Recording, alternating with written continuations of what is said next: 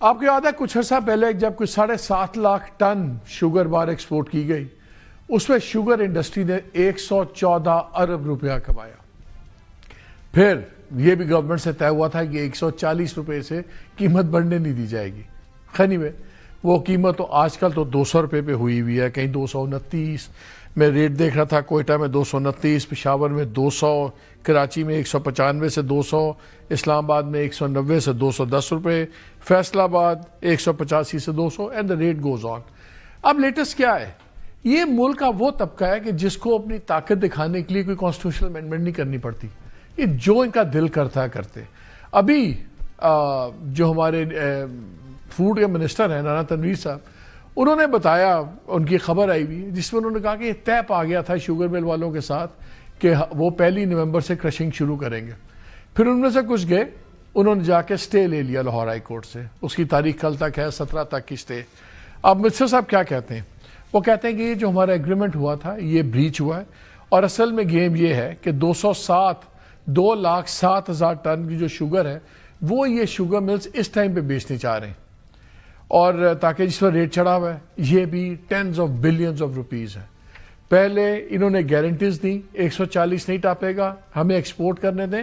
پھر گورنمنٹ کو 3 lakh ton import کرنا پڑا. پہلے انہوں نے وہاں کمایا، پھر ادھر کمایا، اب پھر 200، اب پھر گورنمنٹ سے ڈیل کر کے، لیکن ان کو کوئی ہاتھ لگانے والا نہیں ہے. یہ اگر 1 نومبر 1 کی بات ہو رہی ہے، اور یہ اب خبر یہ بھی چھپی ہوئی ہے کہ جی جو 10-12 ملز والے اکٹھے بیٹھے ہیں اور انہوں نے فیصلہ کر لیا کہ ہم 28 نومبر سے کریں گے، اور ریٹ جو ہے وہ 400 روپیہ من ہوگا جو دیا جائے گا کسان کو. یہ 28 دن سے فرق کیا پڑتا ہے؟ یہ جو سٹیز لیتے ہیں، سب کچھ کرتے ہیں، ٹھیک ہے سٹاک تو بیچیں گے، لیکن کتنا فرق پڑتا ہے کسان کے لیے؟ اور آپ کو مجھے تو ٹوپی پہنا رہے ہیں، ہم تو جو 140 میں تھا اس کو 200 روپے میں خرید رہے ہیں. لیکن اس میں ذرا بات کرتے ہیں. خالد کھوکھر صاحب ہمارے ساتھ ہیں، پریزیڈنٹ پاکستان کسان اتحاد. السلام علیکم خالد صاحب. جی وعلیکم السلام. یہ ذرا پہلے بتائیں ناظرین کو کہ یہ اگر 1 نومبر کو ہو یا 28 نومبر کو، جس کی اطلاعات آ رہی ہیں کہ انہوں نے طے کیا ہوا ہے، لیکن یہ بھی بتایا جا رہا ہے، خبریں یہ بھی چھپ رہی ہیں کہ جی 27 ملوں نے شروع کر دیا کرشنگ. آپ مجھے بتا رہے تھے کہ وہ بھی ڈرامہ ہے، نہیں کر رہے. جی وہ صرف کاغذی کارروائی کی ہے کہ اسسٹنٹ کمشنر کو بلا کے کچھ ملوں نے ایک آدھی ٹرالی اندر کر کے تو شو کر دیا کہ ہم چلا رہے ہیں. ایکچولی یہ بات نہیں، وہ نہیں چلا رہے، سوائے 2-4 ملوں کے علاوہ باقی کوئی بھی نہیں چل رہا. اب 28 دنوں سے لیٹ کرنے سے کاشتکار کا استحصال ہوگا. وہ استحصال یہ ہوگا کہ آگے ٹائم کم رہ جاتا ہے. گنے کی لمبی لائنیں جب لگیں گی، ٹرالی آ کے کھڑی ہو جائیں گی، 10 دن وہ ٹرالی نہیں اترے گی تو کاشتکار سے اپنی من مرضی کے ریٹ مڈل مین آ کے خرید کر لے گا، جب کاشتکار کا اس سے بہت زیادہ استحصال ہوگا. دوسرا بھی آپ بات کر رہے تھے 400 روپے ریٹ، اس وقت منیمم 600 روپے ریٹ ہونا چاہیے. اگر ہمیں یہ 400 روپے ریٹ دیتے ہیں تو اس سے مراد یہ ہے کہ 396 ارب روپیہ ہمیں اصل قیمت جو ہمیں ملنی چاہیے وہ اس سے کم ملے گا اس وقت. اور ٹوٹلی آپ کے سامنے گندم میں کاشتکار کا استحصال ہوا، اب گنے کی صورت میں بھی کاشتکار کا استحصال ہوا. جب ان کا حکومت سے طے ہوا تھا 140 روپے ریٹ، اور وہ آج چلا گیا 200 سے اوپر ریٹ چلا گیا. اگر یہ 1 روپے کلو ریٹ بڑھاتے ہیں تو 7 ارب 40 کروڑ کا بوجھ بنتا ہے اس قوم کے اوپر اس وقت، کیونکہ پاکستان کی جو ٹوٹل پروڈکشن ہے وہ 7.4 ملین ٹن ہے. اب یہ چند گھرانے اگر پیسہ کمائیں، کاشتکار کے پاس پیسہ نہ آئے، کاشتکار کے پاس اگر پیسہ نہیں آئے گا تو اگلی فصل پہ خرچ کیسے کرے گا؟ اس وقت کاشتکار کے نہ گھر کے حالات ٹھیک ہیں، نہ کھیت کے حالات ٹھیک ہیں، نہ بچوں کی تعلیم کے حالات ٹھیک ہیں، نہ صحت کے حالات ٹھیک ہیں. کاشتکار کا 2-3 سال سے گندم میں بہت بڑا استحصال ہوا، گنے میں اب استحصال ہو رہا ہے، اور اینڈ کنزیومر کا بھی استحصال ہو رہا ہے کہ اسے چینی مہنگے داموں مل رہی ہے. میں اگر یہ کہوں کہ یہ لوگ ان کا پیٹ نہیں بھر سکتا، دیکھیں نا، جب 140 روپے بہت اچھا ریٹ تھا، اور آج سے 3 سال پہلے بھی ہمیں یہ ریٹ مل رہا تھا 450 روپے 450 روپے. نہیں، مجھے یاد ہے جولائی کے اندر، جب جولائی کے اندر اس وقت ایکس پرائس پہ 140 روپے تھی، گورنمنٹ سے یہ طے ہوا کہ جی 165 روپے ایکس میل پرائس طے ہو گئی. پھر یہ طے ہوا کہ 15 اکتوبر تک ہر مہینے 2 روپے کلو بڑھتا جائے گا.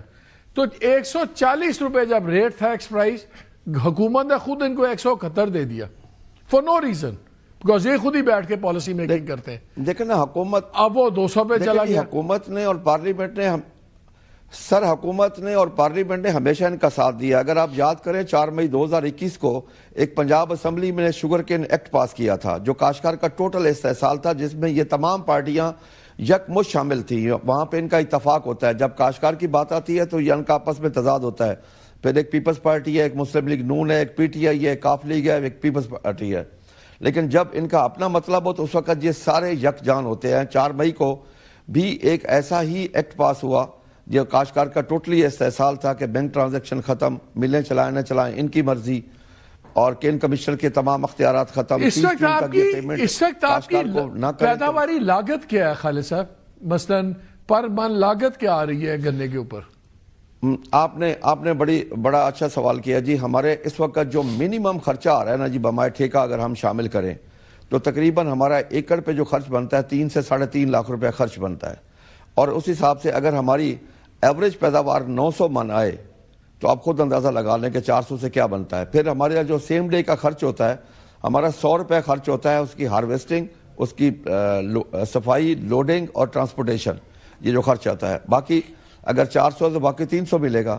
اگر 300 ملے گا تو پھر اگر 900 من بھی اگر ہماری ایوریج ہو تو 1000 من بھی ایوریج آ جائے اچھا جو فارمر ہے تو 3 لاکھ بنے گا. 3 لاکھ اس کو ملے گا. 3 لاکھ سے زیادہ تو اس کا خرچہ ہے.